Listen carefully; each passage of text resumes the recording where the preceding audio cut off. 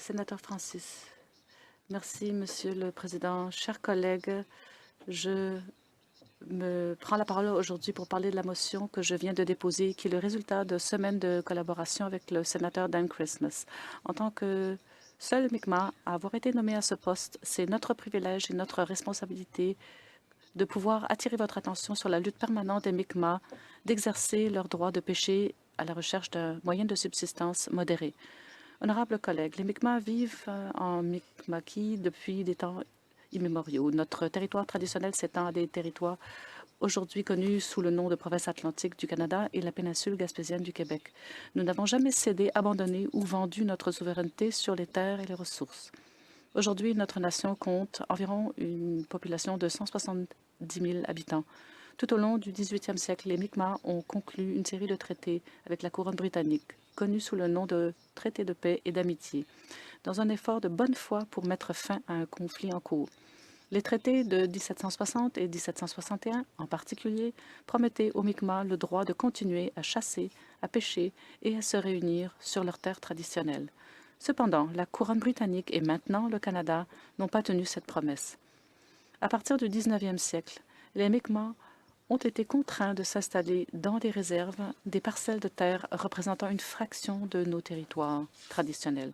Ce déplacement nous a laissé peu ou pas d'accès à la terre et aux ressources dont nos ancêtres dépendaient pour leur survie. Les Mi'kmaq ont ensuite été soumis aux dures conditions de la loi sur les Indiens, du système des pensionnats et de la rafle des années 60, pour n'en nommer que quelques-unes.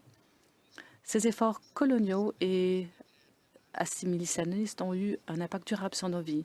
Ces efforts coloniaux et le manque d'accès aux services et aux ressources, la surreprésentation flagrante dans les systèmes de justice pénale et de protection de l'enfance et les hauts niveaux de chômage, de pauvreté et de problèmes de santé dans nos communautés en sont des exemples très clairs.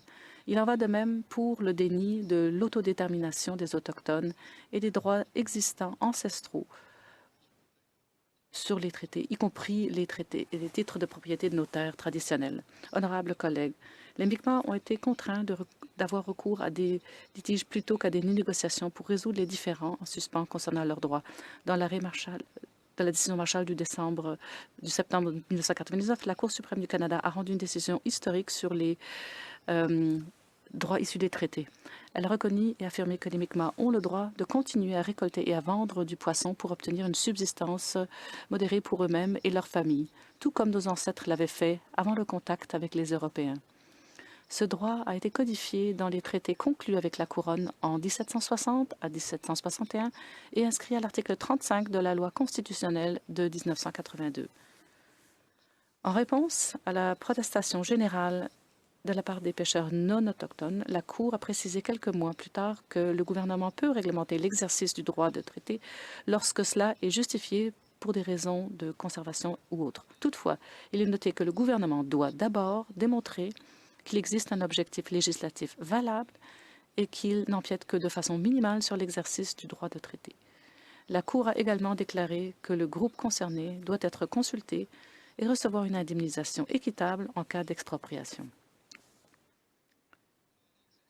Chers collègues, il est important de noter qu'il n'y a eu aucune justification, consultation ou indemnisation à ce jour pour les atteintes aux droits de pêche et de subsistance modérés prévus par le traité avec les Mi'kmaq. Il faut également rappeler que les Mi'kmaq pêchent de manière durable depuis des milliers d'années. La conservation a toujours été un principe dominant. Dans l'arrêt Marshall, la Cour n'a pas défini ce qui constitue un moyen de subsistance modéré. Elle a seulement déclaré qu'il ne s'agit pas d'accumuler des richesses, mais de s'assurer les nécessités, notamment la nourriture, les vêtements et le logement, complétés par quelques commodités.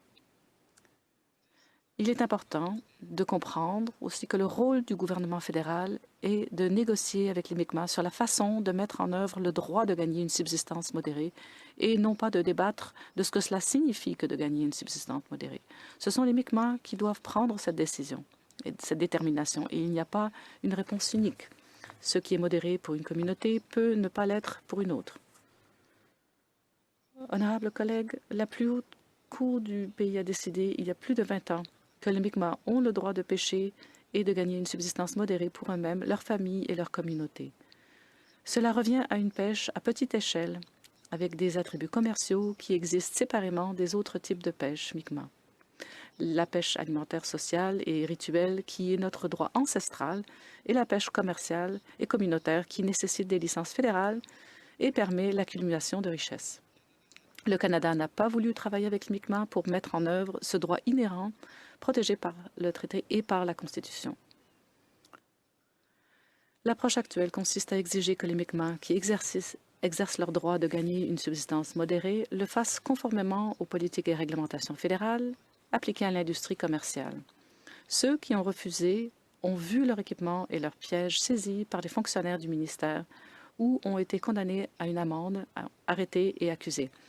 Quelques-uns ont même été confrontés à la violence. Ces actions portent directement atteinte à notre droit de pêcher et de gagner un gagne-pain modéré. Ce que l'on continue d'ignorer, c'est que les Mi'kmaq exercent un droit constitutionnel qui remplace la loi sur la pêche et ses règlements.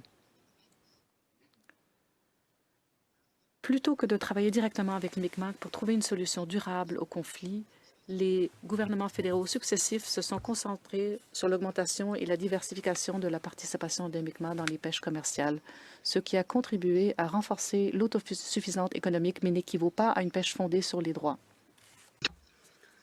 En 2017, par exemple, Pêche et Océan Canada a commencé à négocier des accords de réconciliation des droits qui n'offrent qu'un accès marginalement plus large à la pêche commerciale.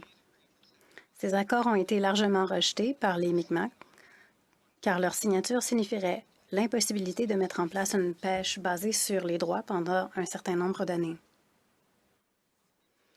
Honorables collègues, les actions violentes et criminelles commises à l'encontre des pêcheurs et des communautés Mi'kmaq du sud-ouest de la Nouvelle-Écosse sont extrêmement bouleversantes.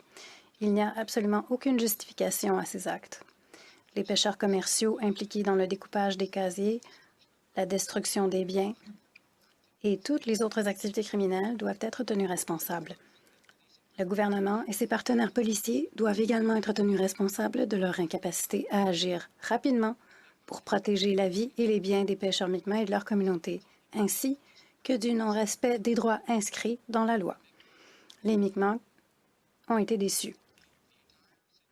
Toute cette situation a rappelé de mauvais souvenirs de la crise de Burn Church, un autre conflit sur les droits des Mi'kmaq qui a eu lieu entre 1999 et 2002. Tout cela reste émotionnel et instable, mais j'espère que cela ne s'aggravera pas davantage pour la sécurité et le bien-être de tous. Un signe positif est que quelques communautés Mi'kmaq qui ont lancé leur propre pêche au mât de subsistance modérée, en utilisant leur propre plan de gestion, ont procédé sans intimidation ni coercition, ce qui est un signe de respect mutuel et de coopération qui a prévalu pendant des décennies. Cela me donne l'espoir que d'autres communautés Mi'kmaq qui prévoient de développer leur propre plan de gestion de la pêche pour mettre en œuvre et faire progresser leurs droits pourront également procéder pacifiquement sur les eaux. Honorables collègues, les pêcheurs commerciaux non autochtones continuent de soulever des arguments en faveur de la conservation.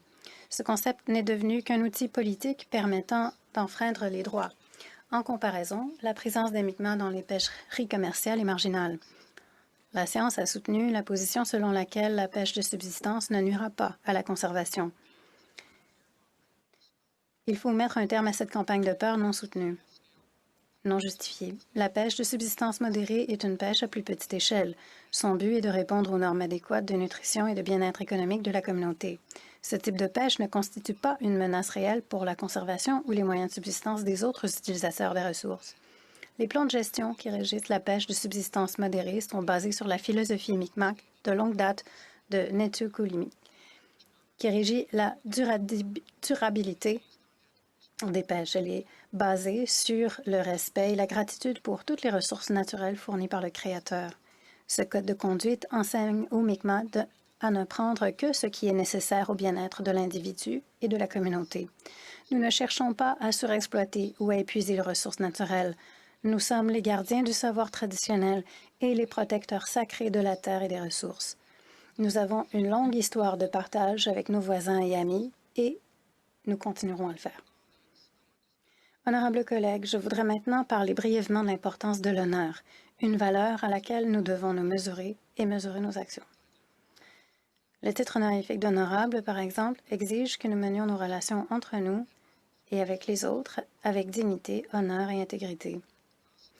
Le principe constitutionnel de l'honneur de la couronne, qui est au centre de la réconciliation, fait à peu près la même chose pour le gouvernement fédéral. Ce principe découle de l'affirmation de la souveraineté de la couronne sur les peuples autochtones et du contrôle des terres et des ressources qui étaient autrefois sous leur contrôle. Son but est de réconcilier les sociétés autochtones préexistantes avec cette affirmation de la souveraineté de la couronne. Le principe établit une obligation pour la couronne d'agir honorablement dans toutes ses relations avec les peuples autochtones, notamment en agissant avec diligence dans la mise en œuvre des droits ancestraux et des droits issus de traités en vertu de l'article 35 de la loi constitutionnelle. Le non-respect de ce principe est au centre du litige actuel sur les droits de pêche des Mi'kmaq au Canada. La protection de nos droits ancestraux et issus de traités est une question de confiance sacrée et elle est contraignante. Les Mi'kmaq ont été disposés à s'engager dans les négociations de bonne foi pour la reconnaissance et la mise en œuvre de leurs droits issus de traités, mais nous n'avons jamais eu de partenaire consentant. L'approche « à prendre ou à laisser » des 2 dernières décennies doit prendre fin. Une nouvelle et meilleure façon d'avancer est désespérément nécessaire. Il nous faut co-gérer les ressources. Honorables collègues, nous traitons d'une question d'honneur. Si le Canada veut conserver une réputation de nation d'honneur, il doit commencer à honorer ses obligations envers les premiers peuples qui ont habité cette terre. Le gouvernement a promis une relation de nation à nation basée sur la reconnaissance des droits des Autochtones, le respect, la coopération et le partenariat. Ces mots ne signifient pas grand-chose s'ils ne sont pas rapidement suivis d'actions et de résultats concrets. Honorables collègues, l'adoption de cette motion indiquerait clairement que les honorables hommes et les honorables femmes de cette Assemblée affirment et honorent sans équivoque le droit inhérent des Mi'kmaq, protégés par les traités et la Constitution, de gagner une subsistance modérée grâce à la pêche et attendent du gouvernement fédéral qu'il fasse de même. Elle exprime également notre condamnation collective des actes violents et criminels commis à l'encontre des pêcheurs et des communautés Mi'kmaq qui tentent d'exercer leurs droits. Enfin, elle ferait savoir aux autorités compétentes que nous attendons d'elles qu'elles protègent de manière égale et équitable la vie, les biens ainsi que les droits de toutes les personnes impliquées dans ce conflit, y compris les Mi'kmaq, et que dans le cas contraire, cela ne sera pas toléré. Honorables collègues, je vous encourage à vous joindre rapidement au débat et à apporter votre soutien unanime à cette importante motion. Voilà, Luc, je vous remercie.